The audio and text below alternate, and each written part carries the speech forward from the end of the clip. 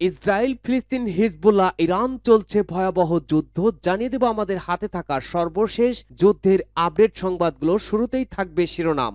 আমরা ইসরায়েলের সাথে যুদ্ধের জন্য পুরোদমে প্রস্তুত রয়েছি, জানিয়েছে হিজবুল্লাহ। এদিকে ফিলিস্তিনকে স্বীকৃতি দেওয়ার আহ্বান জানিয়েছে জাতিসংঘের বিশেষজ্ঞ দল। জানিয়ে দেব 24 ঘন্টায় ইউক্রেনের 1530 সেনাকে হত্যা। অপরদিকে পশ্চিমবঙ্গে বিজেপি ধরাশায়ী, তৃণমূলের বড় জয়।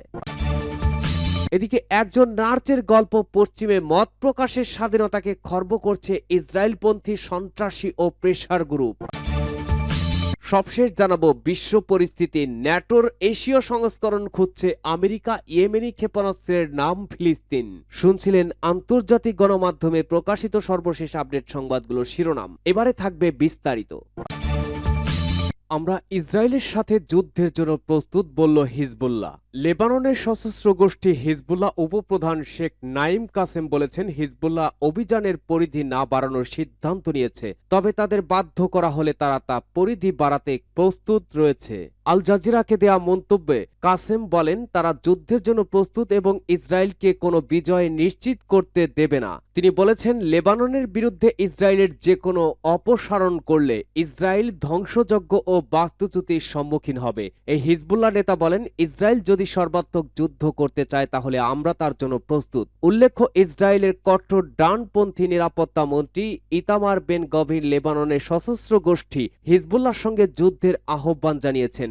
এক্সে প্রকাশিত একটি ভিডিওতে বেন গভির বলেন, হিজবুল্লাহর সব শক্ত ঘাঁটি পুড়িয়ে ধ্বংস করতে হবে। উত্তর ইসরায়েলের কিরিয়াত শমনা সফরকালে তিনি বলেন, লেবাননের শান্তি বিরাজ করার সময় ইসরায়েলের কিছু অংশে হামলা এবং লোকজনকে সরিয়ে নেওয়া অগ্রহণযোগ্য।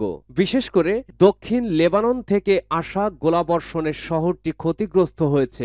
গত বছরের 7 অক্টোবর গাজায় ইসরায়েলের হামলা শুরুর পর থেকে ফিলিস্তিনের সমর্থনে ইসরায়েলের উত্তর অঞ্চলে কয়েক হাজার ড্রোন, ক্ষেপণাস্ত্র ও রকেট হামলা চালিয়েছে হিজবুল্লাহ গোষ্ঠী।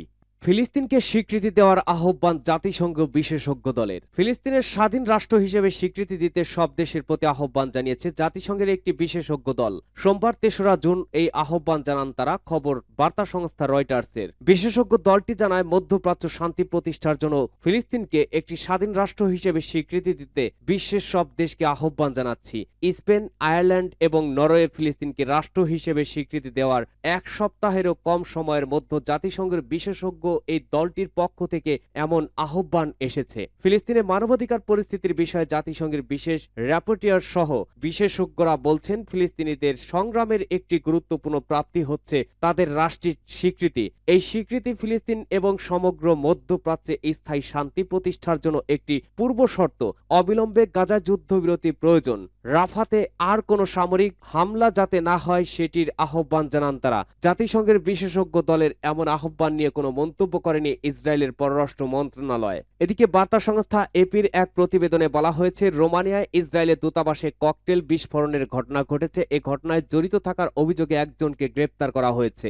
সোমবার 3 জুন রোমানিয়ার রাজধানীতে ইসরায়েলি দূতাবাসে প্রবেশ পথে মোলোটভ ককটেল দিয়ে হামলা চালানোর অভিযোগে একজন বিদেশি নাগরিককে গ্রেপ্তার করা হয়েছে। এই হামলায় অগ্নিকাণ্ডের ঘটনা ঘটলেও হতাহতের কোনো খবর পাওয়া যায়নি। বুখারেস্ট পুলিশ বলছে, ঘটনাস্থলে পৌঁছানোর আগে একজন 34 বছর বয়সী ব্যক্তিকে রোমানিয়ান ইন্টেলিজেন্স সার্ভিসের সদস্যরা গ্রেপ্তার করেছে। সন্দেহভাজন ওই ব্যক্তি হামলার পর নিজের গায়ে আগুন দেওয়ার চেষ্টা করেছিল। স্থানীয় নিউজ চ্যানেল DG24 এর বরাত দিয়ে বার্তা সংস্থা এপি জানায়, গ্রেপ্তার হওয়া ওই ব্যক্তি সিরিয়ার নাগরিক হিসেবে ধারণা করা হচ্ছে। একজন পুলিশ কর্মকর্তা জানিয়েছেন, সন্দেহভাজন ওই ব্যক্তি ব্যক্তিগত অভিযোগের দ্বারা অনুপ্রাণিত হয়ে এই হামলা করেছে। তিনি গাজা উপত্যকায় ইসরায়েলের চলমান হামলার প্রেক্ষাপটে দূতাবাসে হামলা করেননি। ইসরায়েলি দূতাবাস এক বিবৃতিতে এই হামলার ঘটনাটি নিশ্চিত করেছে। তারা বলেছে, দূতাবাসের নিরাপত্তা কর্মীরা সন্দেহভাজন ওই ব্যক্তির কাছে গেলে সে একটি মোলোটভ ককটেল বের করে, এরপর তাতে আগুন জ্বালিয়ে বিল্ডিং এর লবির প্রবেশদ্বারের দরজার দিকে ছুঁড়ে ফেলে। এতে কোনো হতাহতের ঘটনা ঘটেনি। 24 ঘন্টায় ইউক্রেনের 1530 সেনা নিহত, 118 এলাকায় হামলা রাশিয়ার, ইউক্রেনের F-16 গুলি করে নামাবে রাশিয়া। সিরিয়া ইসরায়েলি হামলার নিন্দা, মস্কোর মারাত্মক ভুল গণনা করছে যুক্তরাষ্ট্র। রাশিয়ার প্রতিরক্ষা মন্ত্রণালয় সোমবার জানিয়েছে, ইউক্রেনের বিশেষ সামরিক অভিযানে গতদিনে রাশিয়ান সেনারা 118 এলাকায় ইউক্রেনের সেনাবাহিনীর ইউনিট এবং সামরিক হার্ডওয়্যারের ক্ষতি করেছে। গতদিনে কুপিয়ানস্ক এলাকার রুশ বাহিনীর সঙ্গে যুদ্ধে ইউক্রেনের সেনাবাহিনী প্রায় 435 সৈন্য হারিয়েছে। মন্ত্রণালয় আরও জানিয়েছে, পাল্টা ব্যাটারি ফায়ারে রাশিয়ান সৈন্যরা 3টি 122 মিলিমিটার D-30 হাউইটজার, একটি 122 মিলিমিটার 2S1 গভজিটকা মোটর চালিত আর্টিলারি সিস্টেম, একটি মার্কিং তৈরি 105 মিলিমিটার M119 আর্টিলারি বন্দুক এবং ইউক্রেনীয় সেনাবাহিনীর একটি ইলেকট্রনিক্স ওয়ারফেয়ার স্টেশন ধ্বংস করে। এছাড়া ডনেটস্কে 310 জন, আবদেভকায় 585 জন, দক্ষিণ ডনেটস্কে প্রায় 140 জন এবং জাপোরিজিয়া এলাকায় 60 জন সেনা হারিয়েছে ইউক্রেন। সব মিলিয়ে বিশেষ সামরিক অভিযান শুরু হওয়ার পর থেকে রাশিয়ার সশস্ত্র বাহিনীর 609টি ইউক্রেনীয় যুদ্ধ বিমান, 274টি হেলিকপ্টার, 25,081টি মনুষ্যবিহীন আকাশযান, 226টি surface to air missile system, 16,236টি ট্যাঙ্ক এবং অন্যান্য সাঁজোয়া যান, যুদ্ধযান, 13,028টি মাল্টিপল রকেট লঞ্চার, 10,057টি ফিল্ড আর্টিলারি গান ও মোটর এবং 22,237টি বিশেষ সামরিক মোটরযান ধ্বংস করেছে। এছাড়া ইউক্রেনের F-16 গুলি করে নামাবে রাশিয়া। কিয়েভকে F-16 যুদ্ধ বিমান ব্যবহার করতে দেওয়ার জন্য পশ্চিমা দেশগুলোর প্রচেষ্টা রাশিয়ার জন্য একটি অত্যন্ত গুরুতর নিরাপত্তার সমস্যা। তাই যদি এই বিমানগুলি ইউক্রেনের আকাশ সীমায় উপস্থিত হয় তবে রাশিয়ার বাহিনী তাদের গুলি করে ধ্বংস করবে। ভিয়েনায় সামরিক নিরাপত্তা ও অস্ত্র নিয়ন্ত্রণ বিষয়ে আলোচনায় রাশিয়ার প্রধান প্রতিনিধি কনস্টান্টিন গ্যাভিলভ বলেছেন, তিনি স্মরণ করেন যে বন্ধুত্বহীন দেশগুলোকে ইতিমধ্যে এই সমস্যার গভীরতা সম্পর্কে সতর্ক করা হয়েছিল। এদিকে সিরিয়ায় ইসরায়েলি হামলার নিন্দা রাশিয়ার। সিরিয়ায় আলেপ্পোর উপকণ্ঠে ইসরায়েলি বিমান হামলার তীব্র নিন্দা জানিয়েছে রাশিয়া। রাশিয়ার পররাষ্ট্র মন্ত্রণালয় বলেছে, এসব আগ্রাসী কর্মকাণ্ড সিরিয়ার সার্বভৌমত্ব ও আন্তর্জাতিক আইনের চরম লঙ্ঘন। মস্কো এই আক্রমণাত্মক পদক্ষেপের তীব্র নিন্দা করে, যা সিরিয়ার সার্বভৌমত্ব এবং আন্তর্জাতিক আইনের মৌলিক নিয়মের চরম লঙ্ঘন করে। মন্ত্রণালয় জোর দিয়ে বলেছে যে এ ধরনের শক্তির ব্যবহার, যা বর্তমান উত্তেজনাপূর্ণ আঞ্চলিক পরিস্থিতিতে অত্যন্ত বিপজ্জনক পরিণতির দিকে নিয়ে যেতে পারে এবং একটি বড় আকারের সশস্ত্র বৃদ্ধির কারণ হতে পারে, এটি অগ্রহণযোগ্য।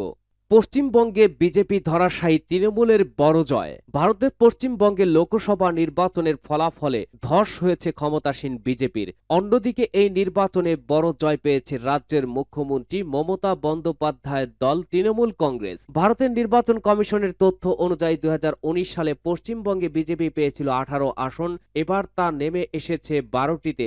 অপরদিকে ক্ষমতাসীন তৃণমূল কংগ্রেস তাদের আসন 18টি থেকে বাড়িয়ে নিয়েছে 29টিতে। কংগ্রেস গতবার 2টি আসন পেলেও এবার পেয়েছে 1টি। কমিশনের তথ্য অনুযায়ী তৃণমূল কংগ্রেস শুধু বেশি আসনই পায়নি, তারা ভোটও বাড়িয়েছে। গতবারের তুলনায় 3.5% বেশি ভোট পেয়েছে তৃণমূল। 2019 সালের নির্বাচনে তৃণমূল পেয়েছিল 43.3% ভোট, এবার পেয়েছে 46.9%। অপরদিকে বিজেপির ভোট কমেছে 2%-এরও সামান্য বেশি। এদিকে নির্বাচনের ফল প্রকাশের মধ্যেই মঙ্গলবার 4 জুন পশ্চিমবঙ্গের মুখ্যমন্ত্রী ও তৃণমূল কংগ্রেস নেত্রী মমতা বন্দ্যোপাধ্যায় সংবাদ সম্মেলন করেছেন। মমতা বলেন, আমি খুশি নরেন্দ্র মোদী হেরেছেন, মানুষ ওনাকে জবাব দিয়েছে, ওনার অবিলম্বে উচিত পদত্যাগ করা। সংবাদ সম্মেলনে তিনি আরো বলেন, কাথির আসন আমরাই জিতেছি, কিন্তু বিজেপির হয়ে কাজ করা পর্যবেক্ষকরা আটকে রেখেছে। পর্যবেক্ষক কাজে লাগিয়ে এসব করে বেড়াচ্ছে বিজেপি, আমি ছেড়ে দেব না। তিনি হুঁশিয়ারি উচ্চারণ করে বলেন, রাজনৈতিক বদলা নেওয়া হবে, দরকার হলে ভোট পূর্ণ গণনা হবে। মমতা আরো বলেন, রাহুলকে অভিনন্দন জানিয়েছি, কিন্তু ওরা এখনো জবাব দেয়নি, সে ওরা যা করুক, যোগাযোগ না করলে কোনো অসুবিধা নেই। মঙ্গলবার 4 জুন বাংলাদেশ সময় দিবাগত রাত 2টার ঘণ্টার দিকে নির্বাচন কমিশন আনুষ্ঠানিকভাবে 540টি আসনের ফলাফল ঘোষণা করে। নির্বাচন কমিশনের ওয়েবসাইটে প্রকাশিত ফল অনুযায়ী 240টি আসনে জয় পেয়েছে ক্ষমতাসীন দল বিজেপি, 99 আসনে জয় পেয়েছে প্রধান বিরোধী দল কংগ্রেস। প্রাপ্ত ফলাফলে বিজেপি এককভাবে ক্ষমতায় আসতে পারছে না, তবে বিজেপি নেতৃত্বাধীন এনডিএ জোট 293 আসনে জয় পেয়েছে। ফলে বিজেপি নেতৃত্বাধীন জোটের সরকার গঠন করতে তেমন অসুবিধা হওয়ার কথা নয়। অন্যদিকে কংগ্রেস নেতৃত্বাধীন ইন্ডিয়া জোট পেয়েছে 233 আসন।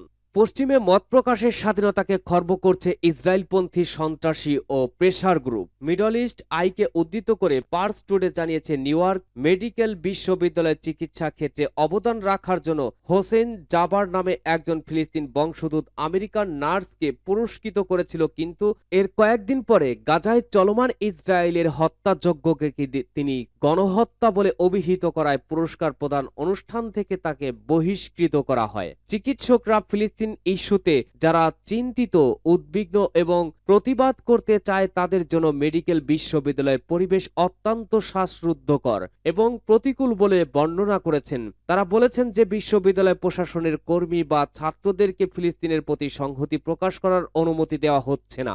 এমনকি ইসরায়েল যখন ফিলিস্তিনিদের হাসপাতালে বোমাবর্ষণ করে নারী শিশু সহ সবাইকে পাইকারিভাবে হত্যা করছে, সবকিছু ধ্বংস করে দিচ্ছে, তখনও প্রতিবাদের কোনো সুযোগ দেওয়া হচ্ছে না। তারা আরো বলেছেন, গত 8 মাস ধরে স্বাস্থ্য সেবা কর্মীরা গাজায় গণহত্যার ব্যাপারে নিজেদের উদ্বেগ ও উৎকণ্ঠাকে কেবল নিজেদের মধ্যেই গোপন রাখতে বাধ্য হয়েছে। এর অন্যথায় প্রতিবাদ করলেই কঠোর পরিণতি ভোগ করতে হচ্ছে। নিউ ইয়র্ক ইউনিভার্সিটির স্কুল অব মেডিসিনের সাম্প্রতিক স্নাতক ডিগ্রি লাভকারী ভিক্টোরিয়া কাদায়ার বলেছেন, যদি কেউ প্রকাশ্যে ফিলিস্তিন জনগণের দুর্দশা সম্পর্কে তাদের অনুভূতি প্রকাশ করে তবে তাদেরকে হয়রানি করা হয়, নির্যাতন করা হয়, অথচ অন্যরা প্রকাশ্যে ইসরায়েলের প্রতি তাদের সমর্থন প্রকাশ করতে পারে এবং এমনকি আমেরিকান ইসরায়েলি পলিটিক্যাল অ্যাকশন কমিটির সম্মেলনেও যেতে পারে। বিশ্ব পরিস্থিতির ন্যাটোর এশীয় সংস্করণ খুঁজছে আমেরিকা। ইয়েমেনি ক্ষেপণাস্ত্রের নাম হলো ফিলিস্তিন। ইসরায়েলি বর্বরতায় গাজায় শহীদদের সংখ্যা বাড়ছে। নানা ইস্যুতে এশিয়ার অন্যান্য অঞ্চলেও উত্তেজনা বাড়ার আশঙ্কা দেখা দিয়েছে। ইউক্রেন ইস্যুতে প্রাশ্চাত্যের সঙ্গে রাশিয়ার উত্তেজনাও থামছে না। আর গোটা বিশ্বে অশান্তি ও উত্তেজনার পেছনে আমেরিকার সাম্রাজ্যবাদী নীতিকেই দায়ী করছেন বিশেষজ্ঞরা। গত কয়েকদিনের খবর বিশ্লেষণ করলে এমনই ইঙ্গিত পাওয়া যায়। তবে কিছু স্বস্তিদায়ক খবর আছে। চলুন গত কয়েকদিনের গুরুত্বপূর্ণ খবরের দিকে নজর দেওয়া যাক। পূর্ব এশিয়ায় উত্তেজনা বাড়াতে মার্কিন যুক্তরাষ্ট্রের নয়া পরিকল্পনা। চলতি গ্রীষ্মে মার্কিন যুক্তরাষ্ট্র, জাপান ও দক্ষিণ কোরিয়া ফ্রিডম এজ নামক যৌথ মহড়ার আয়োজনের বিষয়ে সমঝোতায় পৌঁছেছে। দক্ষিণ কোরিয়ার প্রতিরক্ষা মন্ত্রণালয় দাবি করেছে, উত্তর কোরিয়ার ক্রমবর্ধমান হুমকির বিরুদ্ধে নিরাপত্তা সহযোগিতা জোরদার করতে এই মহড়ার আয়োজন করা হচ্ছে। উত্তর কোরিয়া এই অঞ্চলে উত্তেজনা বৃদ্ধির প্রধান কারণ হিসেবে যুক্তরাষ্ট্র ও তার মিত্রদের দায়ী করে থাকে। চীন এশিয়া ন্যাটোর একটি সংস্করণ খুঁজছে আমেরিকা। চীনের কেন্দ্রীয় সামরিক কমিশনের ডেপুটি চিফ অব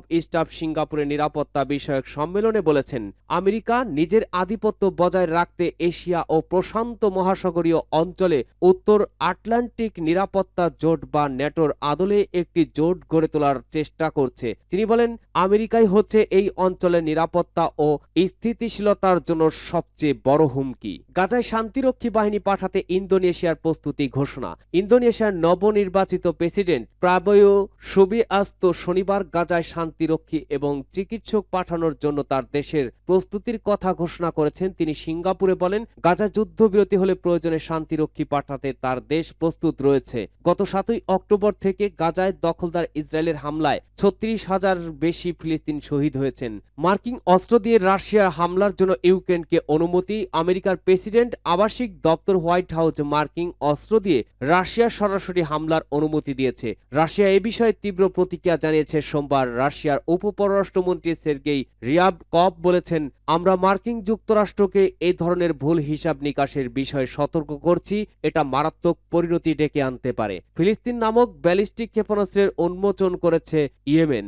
দখলদার ইসরায়েলের একটি সামরিক লক্ষ্যবস্তুতে নতুন ব্যালিস্টিক ক্ষেপণাস্ত্র ফিলিস্তিন দিয়ে হামলা চালিয়েছে ইয়েমেনের সামরিক বাহিনী এই প্রথম ক্ষেপণাস্ত্রটি ব্যবহার করা হলো। সশস্ত্র বাহিনীর মুখপাত্র ব্রিগেডিয়ার জেনারেল ইয়াহিয়া সারি বলেছেন, ফিলিস্তিন নামের নতুন ক্ষেপণাস্ত্র দিয়ে ইসরায়েল অধিকৃত এইলাত বন্দরের একটি সামরিক স্থাপনায় হামলা চালানো হয়েছে। হামলার মূল লক্ষ্য অর্জিত হয়েছে। ইয়েমেনের সশস্ত্র বাহিনী প্রথম থেকেই বলে আসছে, গাজায় ইসরায়েলি হামলা বন্ধ না করা পর্যন্ত দখলদারদের বিভিন্ন স্থাপনা ও স্বার্থে আঘাত হানার প্রক্রিয়া অব্যাহত থাকবে। ইরান সৌদি সম্পর্ক সঠিক পথেই রয়েছে। ইসলামী প্রজাতন্ত্র ইরানের ভারপ্রাপ্ত পররাষ্ট্রমন্ত্রী আলী বাঘেরি লেবাননের বৈরুতে জোর দিয়ে বলেছেন, ইরান ও সৌদি আরবের মধ্যে সম্পর্ক সঠিক পথে রয়েছে। তার মতে, ইরান ও সৌদি আরবের মধ্যে সম্পর্ক আনুষ্ঠানিকভাবে পুনঃস্থাপনের পর থেকে উভয় পক্ষই একে অপরকে সহযোগিতা করার জন্য কার্যকর পদক্ষেপ নিয়েছে। বর্তমানে সংবেদনশীল সময়ে ইরান ও সৌদি আরবের মধ্যে সম্পর্ক ও সহযোগিতা জোরদারের মাধ্যমে আঞ্চলিক স্থিতিশীলতা প্রতিষ্ঠার উপরে জোর দেন আলী বাকেরি। ইরানের পারমাণবিক কর্মসূচি শান্তিপূর্ণ আইএইএ মহাপরিচালক, আন্তর্জাতিক পরমাণু শক্তি বা আইএ এর মহাপরিচালক রাফায়েল গ্রোসি সোমবার আবারও বলেছেন, ইরানের পরমাণু কর্মসূচি শান্তিপূর্ণ লক্ষ্যে এগিয়ে যাচ্ছে।